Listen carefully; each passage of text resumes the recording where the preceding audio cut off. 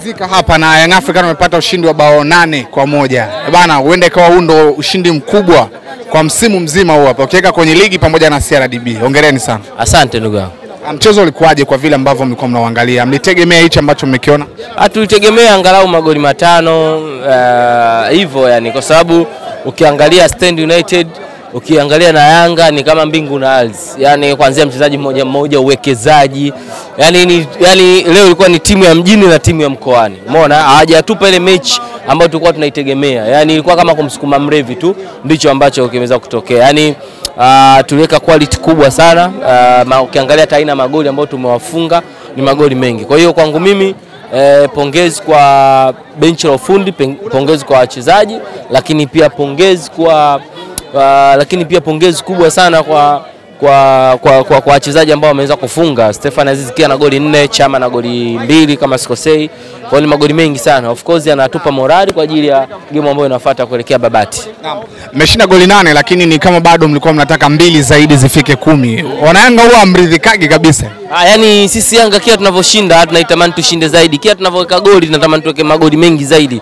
Ndivyo ambavyo ipo. Tunataka tuweke rekodi, sisi tunatafuta rekodi. Angalau mtu ale 10, maisha mengine yaendelee. Si kama unaelewa. Kwa hiyo angalau hata 8 ni goli nyingi sana. Na ndio ushindi wetu wa kwanza kwa msimu huu, hatujaje kushinda goli 8. Lakini ukiingia kichwa ndio hivi. Yani ili upunguze goli 8 ni lazima uje na wazee wafupi na mbuzi wengi. Ndio goli 8 uweze kuzipata. Lakini hivi watakutana nazo. Yani utaruka utakutana naye, kama sio FA utakutana naye sehemu nyingine. Yes. Unataka kusema kwamba hizi goli 8 zilikuwa zinamuelekea nani? Maana umeleta habari za mbuzi hapa. Hizi goli 8 kwa mtu ambaye ataingia sio huyu tu. Kombe hili kule Sikagoma akasema kiwanja si kimekwaje, tutakutana naye tena, tutakutana naye hapa. Sasa ukishakutana naye hapa ndo atajua ajui. Yani hapo atajua ajui. Mapema sana ndugu yangu. Tumzungumze Clatous Chota Chama. Amekuwa anzi lakini hivi sasa anapata nafasi, amepiga bonge la goli pale ndani. Nikimzungumza Chama bila kumpigia mwanasheria wangu itakuwa sio kitu kizuri. Yani sasa hivi ukiongea na Chama lazima uwe na mwanasheria pembeni. Kwa nini? Unaweza kukufuru. Bwana wewe. Wewe ile miguu ile assist umeziona zile? Kaiweka pale kafunga. Afu angalia magoli yake. Soft, yani haya magoli kwa sisi ambao ni Wakristo tunaendelea kufunga kuelekea kwa Rezma. Mama sogea kidogo basi hapo, umekatisha interview. Sasa unakuja kutafuta hapa kwenye interview ya watu mama.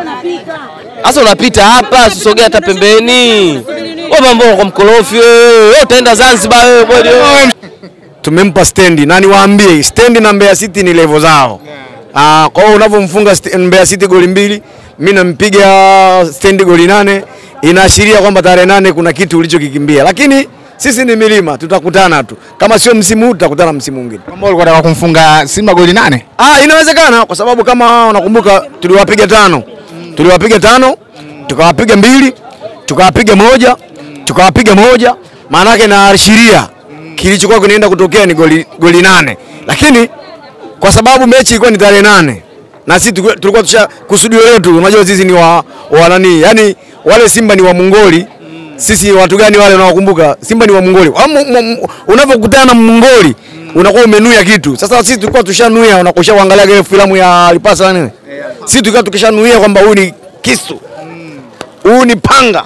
Kwa hiyo Simba tarehe 8 tulikuwa tushamnuia kwamba huyu ni kisu. Maana yake akakimbia tarehe 8. Hii tarehe 8 imekuja kuwakuta hawa watoto. Na mimi ni waonee huruma sana Stendi kwa sababu hii adhabu ilikuwa ni ya kwao. Ilikuwa ni ya makoro.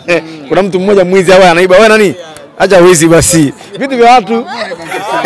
Acha vitu vya watu bwana. Wewe mrekodi mwanangu mwizi.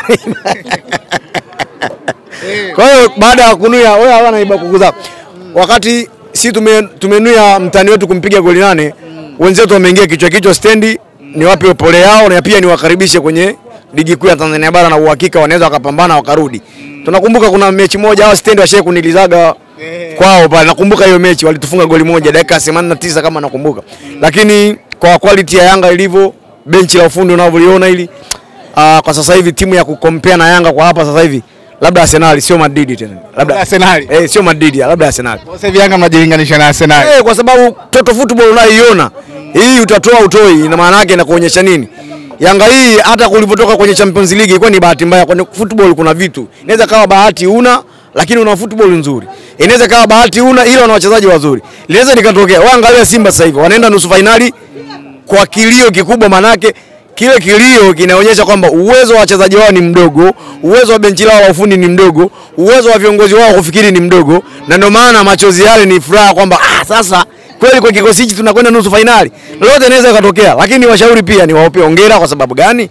Kama taaluma ya mpira sasa imeingiliwa na mafuta, Mamposa kawapaka mafuta. Taarifa ya mechi ijayo, kuna taarifa ambayo nimeisikia, narudia tena, nasikia PDD ndio anakuja tena. Sasa nikajiuliza kama watani zetu wamefikia hatua hiyo, ili wewe ushinde mechi lazima upakwe mafuta, utani wa Simba na Yanga ufe bwana.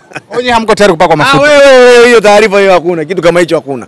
Nawaambia ukweli. Wewe ingia taarifa ya Simba, utakuta mechi ijayo wanacheza na Nigeria kama sikosei, na South Africa.